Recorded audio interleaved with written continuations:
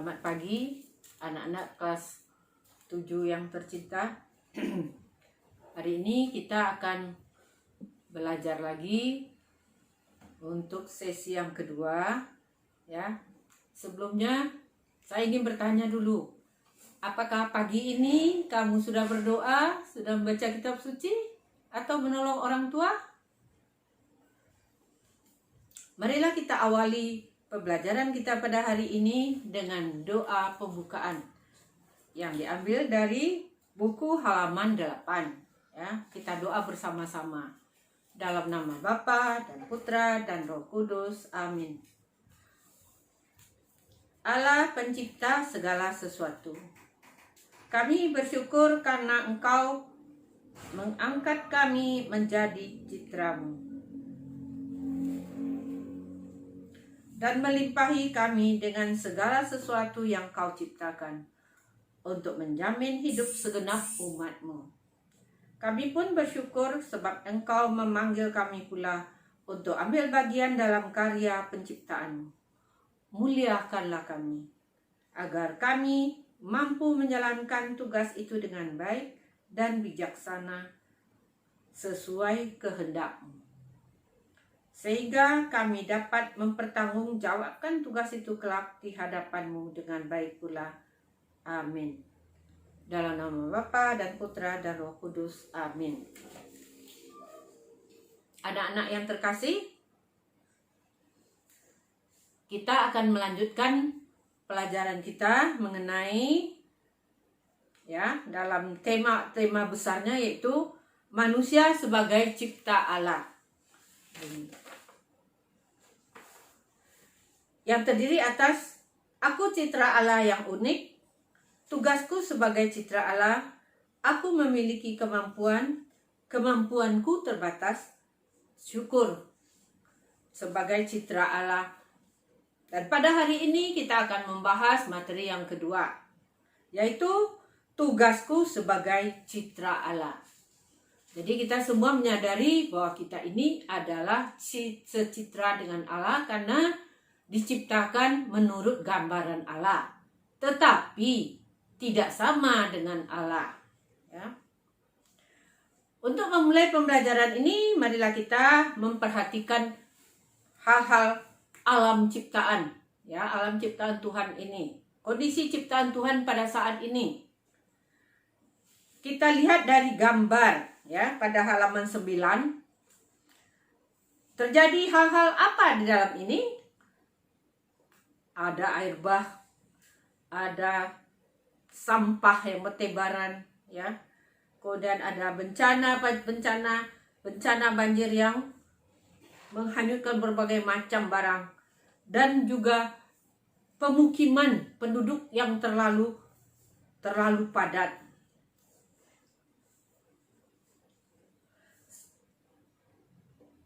Sekarang kita mau melihat ya, kita berdasarkan itu amati dulu apa penyebab ya, apa penyebab. Jadi yang pertama kita akan melihat kondisi yang saat ini. Jadi di mana-mana kalau kita lihat sekarang ini, kemarin baru saja banjir besar lagi.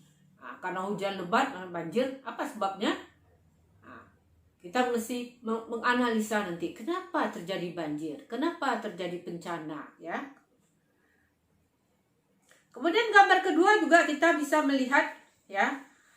Gambar kedua kita bisa melihat, ini diambil dari sumber ya, Belajar Mengikuti Yesus, halaman 7 bab 7, buku ke-7 yang diterbitkan oleh Canisius, buku terbaru ya. Di sini kita juga melihat adanya penggundulan hutan ya, dan bermacam-macam penambangan liar dan polusi asap pabrik dan segala macamnya. Jadi kamu bisa mengamati sebagai yang bertugas untuk memelihara alam ya, memelihara ciptaan Tuhan, baik alam maupun hewan dan sebagainya, dan lingkungan ya. Jadi dari gambar pertama dan gambar kedua itu kamu bisa memberi semacam jawaban kenapa terjadi kondisi seperti ini. Nah, sehingga menimbulkan masalah, ya. Permasalahan pokok yang terkait dengan tugas dan panggilan manusia sebagai citra Allah bisa kita lihat dari memperhatikan gambar-gambar tadi. Tugas kita adalah, kita lihat dari Kejadian, ya. Menurut kitab suci Kejadian 1, 26 bab ayat 26 sampai dengan 30. Buka halaman 11. Dari sini kita bisa melihat, ya, Tuhan berfirmanlah Allah, marilah baiklah kita menjadikan manusia menurut gambar dan rupa kita, supaya mereka berkuasa. Nah, tugas kita berkuasa, ya. Kita mempunyai hak untuk berkuasa atas ikan-ikan di laut, burung-burung di udara, atau ternak dan seluruh bumi, dan atas segala binatang melata yang di bumi.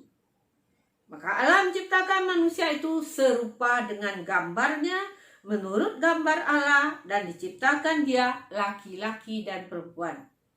Anak-anak yang terkasih, apakah dengan kekuasaan itu manusia bisa melaksanakan tugas yang diberikan oleh Tuhan sebagai citra Allah? Panggilan dan tugasnya untuk apa? Bukan untuk menguasai bumi, tetapi untuk memeliharanya sehingga terciptalah, ya, keharmonisan antara alam ciptaan Tuhan itu. Nah, di sini bisa kamu lihat apa yang perlu kita pahami. Di sini dikatakan, kitab suci menegaskan bahwa keluhuran manusia sebagai citra Allah, ya, halaman 11. Manusia dipanggil dan diberi tugas untuk beranak cucu. Nah, artinya berarti berkembang dia supaya banyak dari Adam dan Hawa tadi menjadi manusia yang sekarang kalau kita lihat sudah memenuhi bumi di mana-mana, ya. Berapa miliar sekarang, ya, penduduk bumi, ya. Dan menaklukkannya, jadi beranak cucu bertambah banyak, memenuhi bumi dan menaklukkannya, dan menguasai ciptaan Allah lainnya. Jadi bukan hanya sekedar, nanti kita lihat, bukan hanya sekedar, ya, menguasai ciptaan, tetapi terutama harus memeliharanya. Panggilan itu agung, ya, dan perlu ditempatkan dalam konteks keselamatan yang dikehendaki Allah sendiri, yaitu keselamatan secara utuh dan terpadu. Tidak hanya menyangkut diri manusia itu sendiri, tetapi erat kaitannya dengan ciptaan Allah yang lain. Lalu manusia tidak boleh bersikap sewenang-wenang atas kuasa dan tugas yang diberikan oleh Allah. Kuasa dan tugas itu harus sesuai dengan rencana Allah, ya, itu untuk keutuhan dan keselamatan dunia. Kuasa yang diberikan Allah itu terbatas, tidak bisa sewenang-wenang, tidak bisa menjalankan tugasnya melebihi kekuasaan yang diberikan oleh Allah. Manusia perlu bijak, ya, sehingga dengan demikian dia bisa mencerminkan citra Allah, kemuliaan Allah, ya, serta kebahagiaan manusia itu sendiri. Maka egoisme harus ditinggalkan. Jangan egoisme menjadi hal yang sangat memperlukan manusia. Kita lihat tugas manusia sebagai citra Allah. Tadi sudah dikatakan, ya, menurut Kejadian bab 1 ayat 26 sampai 30. Tugas yang dipercayakan menuntut tanggung jawab, ya. Jadi bukan hanya dapat kuasa tetapi menuntut tanggung jawab agar dapat dilaksanakan dengan baik sesuai dengan kemampuan kita sendiri sebagai manusia dan sesuai juga dengan potensi masing-masing. Jadi dari pandangan kitab suci kita melihat bahwa kita diharapkan mengenali panggilan diri manusia sehingga dapat mengembangkan tanggung jawab atas tugas dan panggilan kita. Jadi tugas kita apa? Hanya berkuasa?